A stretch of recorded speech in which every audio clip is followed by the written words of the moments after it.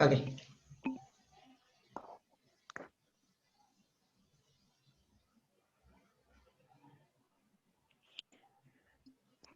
Good evening, all of you. Today, we hope to give some knowledge about government policies and strategies for environment management and cleaner production. Next, we move on to our team members, and I am Lakshana Nimantika. Next one is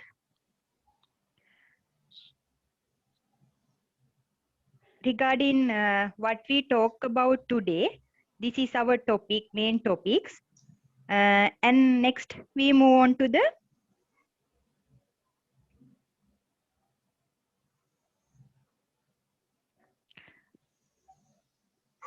Before I start in our topics, I would like to give some background information for the environment management and cleaner production. Environment management is the management of the interaction and impact of human activities on the natural environment. So, we can call it as saving water, energy and reduce negative impact of environment. Next, we can know about what is the clean production. Clean production is the continuous application of the integrated preventive environmental strategies. It increases overall efficiency and reduces risk to human and environment. Now, see what is the policy. Policy is a deliberate system principle to guide decision and achieve rational outcome implemented by government. What is the strategies? Strategy simple meaning is the careful plan and method for the achieving a particular goal, usually over long period of time. We can next move for the why need policies and strategies. National environmental policy provide the direction according to which step will be taken to conserve and manage the environment. It ensures sustainable development, and any institute like non-government or government, any individuals can carry those activities. Next, we move on to the objective policies and strategies. There are so many objectives to promote the sound management of environment without affecting other social and economic development is main objective. So as to manage the environment by linking together activities, and we can give guarantee for the environmental protection like things are the objective. Next we move on to the principle of environment management and clean production policies and strategies. First thing is the 3R concept. We all know the concept: reduce consumption and recycle and reuse material. Second one is when using natural resource, ensure it wisely, and we can sustainable and consist with the integrity of the ecosystem. Now we move on to next. So as when using non-living resources, keep in mind need to it provide our future generation also. So as we can use traditional knowledge and practices for the environment management. So we can ensure effectiveness of that decentralization of environment management services. Now we move on to the what is the role of civil society. Also, we have the main role to act in here. But in our country, civil society maintain lack of involvement in the environment protection. So, giving education, awareness program, communication program should be used for that. But there will always people not care their responsibilities. So, deal with such situation, regulation and policies will give effective path for that. Now I kindly invite Nirupan to continue our presentation.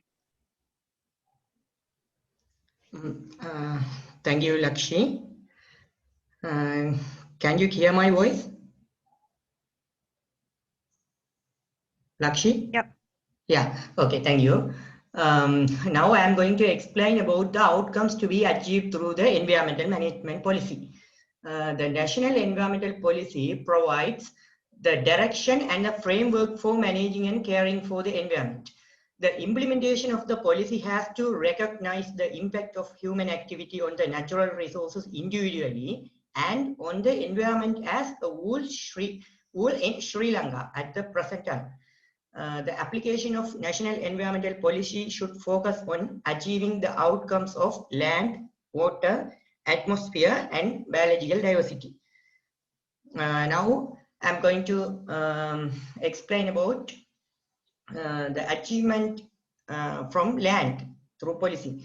It defined the good land management and sound agricultural practices adapted in all cultivated land in the island. Particularly low, mid, and high elevation in the wet and intermediate zones, where the problems of land degradation has reached acute dimensions. Policy allocate the land for its appropriate function and develop to its full capacity for productive, protective, or development purposes. The policy protect the highly arable areas, inland and coastal areas prone to landslides. Policy promote good land management in agricultural land and settlement areas. Environmental policy protect water bodies, maintain existing natural vegetation in the ecological function of wetland. Also, it controls the use of minerals deposits for long-term optimum usage for people. Policy prevents environmental misuse and implementation the monitoring process for environmental change that affecting land resources and maintain a clean and healthy environment. This is the outcomes that achieved through water. Environmental policy regulate the uninterrupted and adequate supply of water in order to meet the national needs. Sources of water and rivers are properly managed and protected through this policy. The policy regulates the waste drainage management system and protect the irrigation water, groundwater, surface water, and other water bodies from wastages. Water economical agricultural crops are developed and promoted. Also, the use of chemicals minimized through policy to save and protect the water resource. Wastewater treatment and recycling of water prevent discharging harmful effluents to the environment. Maintenance of drainage system are regulated to ensure the existing water resources will not be adversely affected. These are the outcomes to be achieved in atmosphere through policies. Healthy ambient atmospheric environment maintain the emission of gaseous matter, noise, ionizing, and microwave radiation from industries regulated through policy to maintain healthful environment. And the crops enhance CO2 are selected to grow in greenhouses to get more suitable environment in the evening cold condition. The release of greenhouse gases are regulated. Now we can move in the achievement outcomes that can be achieved in biological diversity through policy. Degraded ecosystems restored, and those ecosystems that are contain rare species are protected through policy.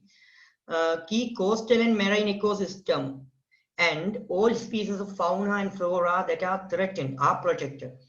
Collection of species from natural ecosystem is regulated to within sustainable levels, and the degradation of further biodiversity is arrested through the environmental policy. Breeding of species that are threatened in wild are encouraged through this policy, and effective measures adapted to guard against the entry in Sri Lanka of invasive species and toxic organisms such as Parthenium plant and coronavirus microbes. Policy encouraged to do research and studies on aspects of conservation and sustainable use of biodiversity.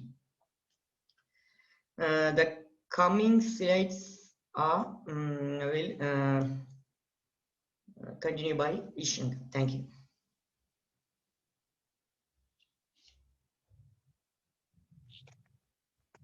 Thank you, Nirupan. I am Isanka. I am going to talk about environmental strategy for the key economic sector. So there are 6 main environmental sectors which use environmental strategies. First, we see what are the 6 main economic sectors: forest and wildlife conservation, agriculture, plantation, land development and mining, fisheries and coastal and rural area management, industry and tourism, energy and transport, health, sanitation and urban development. So I hope to discuss about main 2 sectors among them. First we see about strategy which used in forest wildlife conservation. Those are periodically carry out the forest resource survey of the country and publish the result, ensure that the wide range of habits of animal and plant life present in the country, strengthen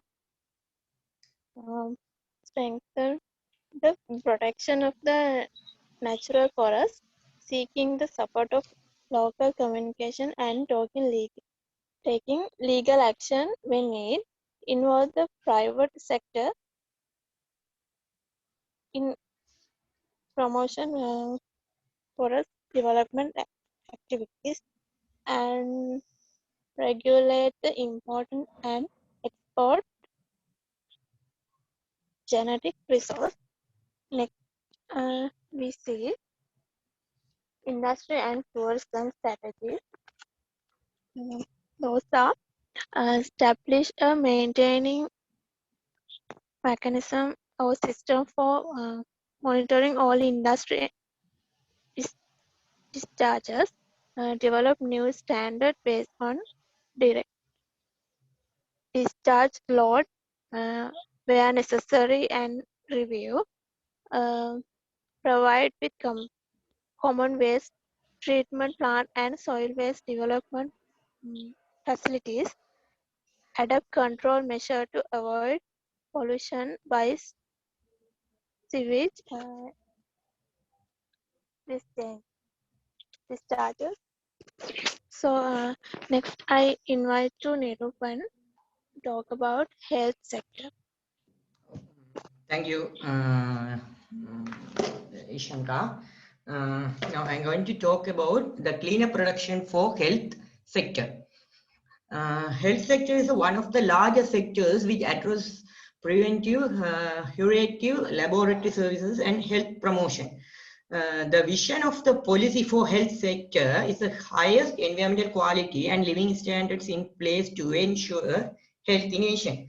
And the mission of the policy is to adopt a cleanest production concept and practices into a healthcare system and services to achieve sustainable consumption and production in order to improve eco-friendly and healthy living.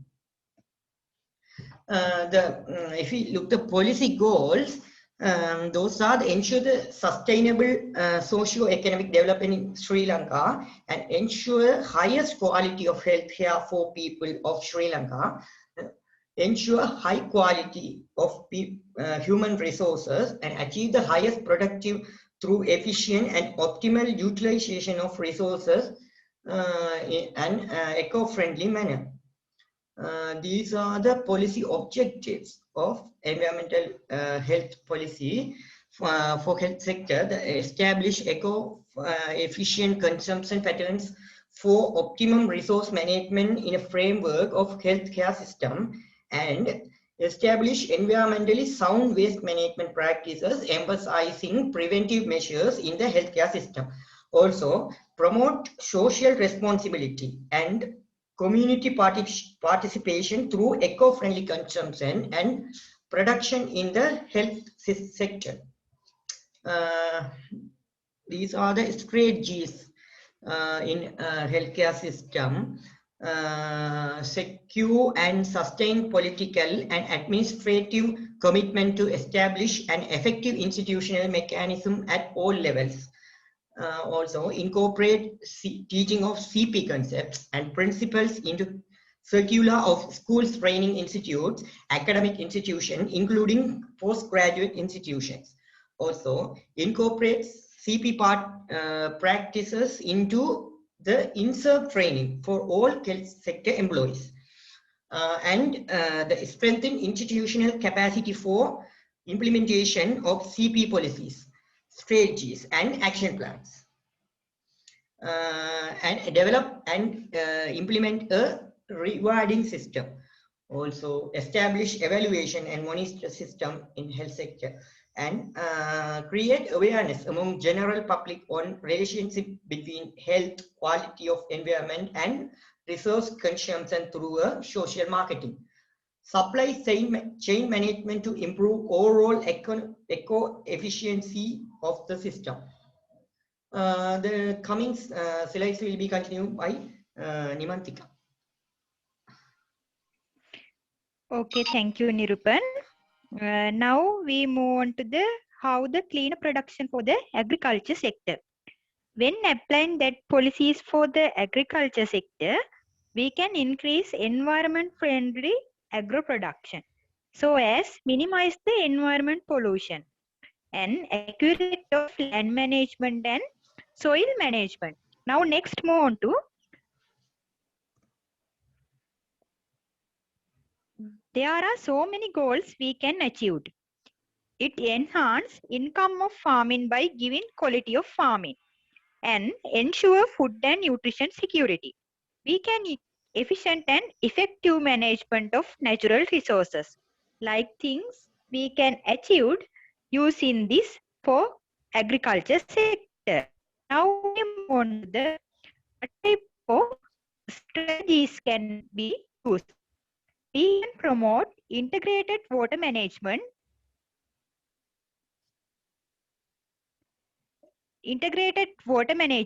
what ecological friendly integrated farming system management, good land uses, quality control and assurance procedure for agriculture sectors are strategies that can be used for that. In next slide, this is reference for the our presentation. In next is the time for the any question regarding our presentation.